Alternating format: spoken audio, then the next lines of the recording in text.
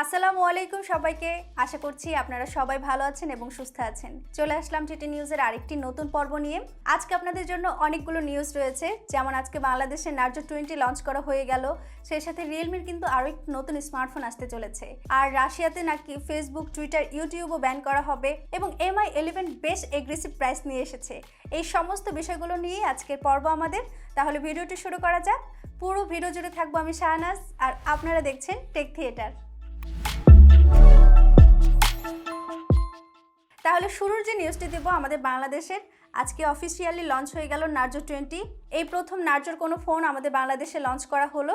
আর price আমি গতকাল বলেছিলাম যে 14,000 টাকা হতে পারে, এরকমটাই শোনা যাচ্ছিল। ঠিক তাই হলো। আমি যখন আজকে লঞ্চিং ইভেন্ট দেখতেছিলাম তখন আমার কাছে মনে হচ্ছিল কখন প্রাইসের কথাটা বলবে। আমি অনেক অপেক্ষায় ছিলাম আসলে প্রাইস কতটা হবে। তো অবশেষে দেখলাম যে 14,000 টাকার মধ্যে এই ফোনটি লঞ্চ করা হলো। বিশেষ করে আমার ভালো লেগেছে রিয়েলমি যখন বাংলাদেশে প্রথম আসে, তারপর যখন ফোন লঞ্চ করে, যেমন রিয়েলমি C3, রিয়েলমি 5i খুবই ভালো প্রাইসে লঞ্চ করা হয়েছিল এবং সেই চেনারূপী কিন্তু আমরা আবার ফিরে পেলাম রিয়েলমির। এখন নার্জো 20 আমরা পাচ্ছি মাত্র 13,990 টাকাতে। আর এই ফোনটির সবচেয়ে ভালো দিক হচ্ছে আপনারা এই বাজেটের মধ্যে পাচ্ছেন G85 প্রসেসর, 6000 mAh এর একটি ম্যাসিভ ব্যাটারি এবং 48 মেগাপিক্সেলের কোয়াড ক্যামেরা সেটআপ। আরেকটি বড় কথা হচ্ছে আপনারা যদি দারাজ থেকে এই ফোনটি কিনতে পারেন তাহলে কিনতে পারবেন মাত্র 13,490 টাকাতে। এটা কিন্তু অনেক ভালো, মানে আমার কাছে মনে হয় এটা বেস্ট ডিল হতে যাচ্ছে আপনাদের জন্য।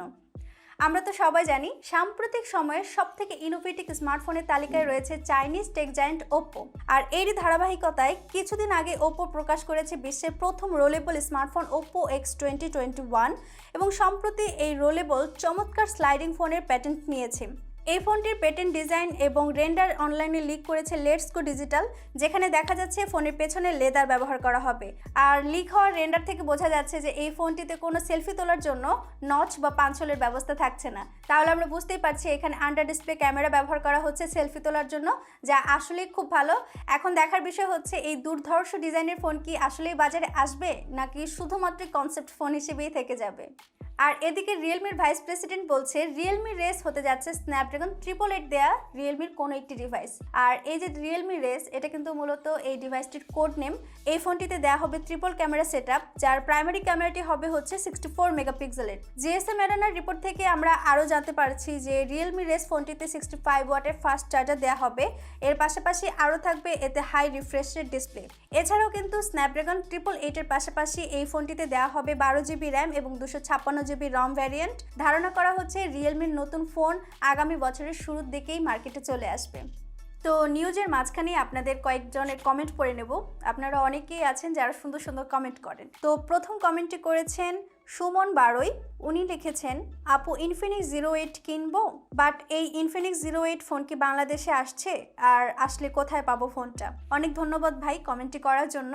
ইনফিনিক্স 08 এখন পর্যন্ত বাংলাদেশে অফিসিয়ালি আসেনি, তবে অনেক বড় বড় ইউটিউবাররা আছেন যারা এই ফোনটি রিভিউ করেছেন। আর যদি বাংলাদেশে আসে, ইনফিনিক্সের ফোনগুলো যেখানে পাওয়া যায় আপনি সেখান থেকেই কিনতে পারবেন।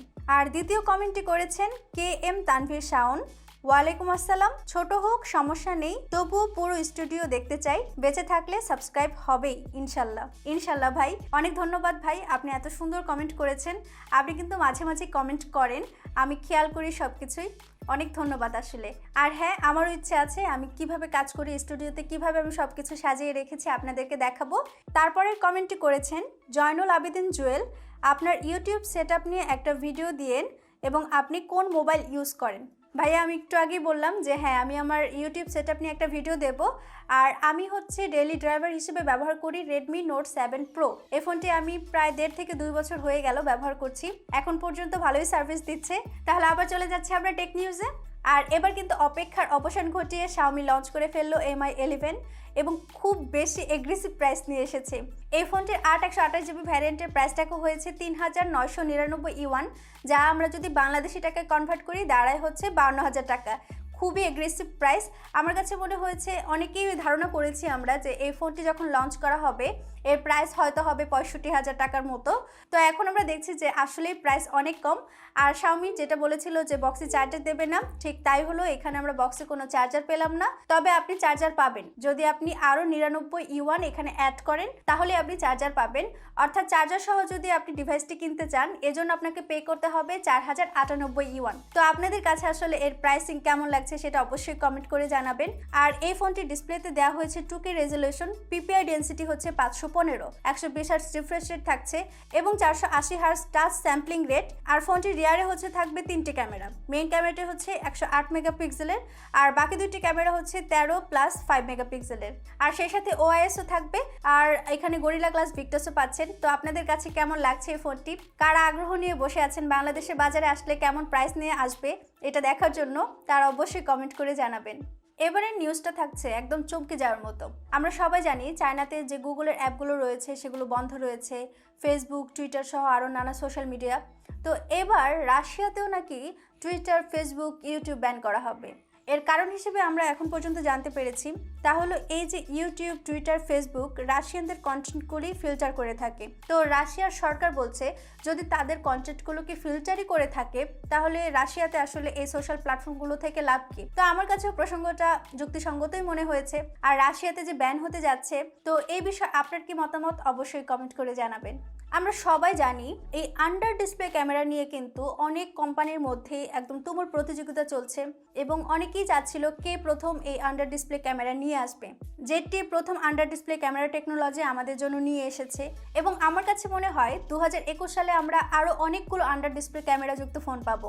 কারণ এদিকে স্যামসাং আন্ডার ডিসপ্লে যুক্ত যে ফোন নিয়ে কাজ করছে সেই রকমই একটা পেটেন্ট কিন্তু লেটস গো ডিজিটালে লিক হয়ে গেছে। দেখা যাক আসলে সামনে কি আমাদের জন্য অপেক্ষা করছে। তো এই হচ্ছে আজকে টেক নিউজগুলো। আপনাদের কাছে কেমন লাগলো? যদি ইনফরমেটিভ মনে হয় তাহলে অবশ্যই আমাদের ভিডিওতে লাইক দেবেন, কমেন্ট করবেন এবং আপনার বন্ধুদের সাথে শেয়ার করবেন। তাহলে সবাই খুব ভালো থাকবেন। আপনাদের সাথে দেখা হচ্ছে পরের ভিডিওতেই। আল্লাহ হাফেজ।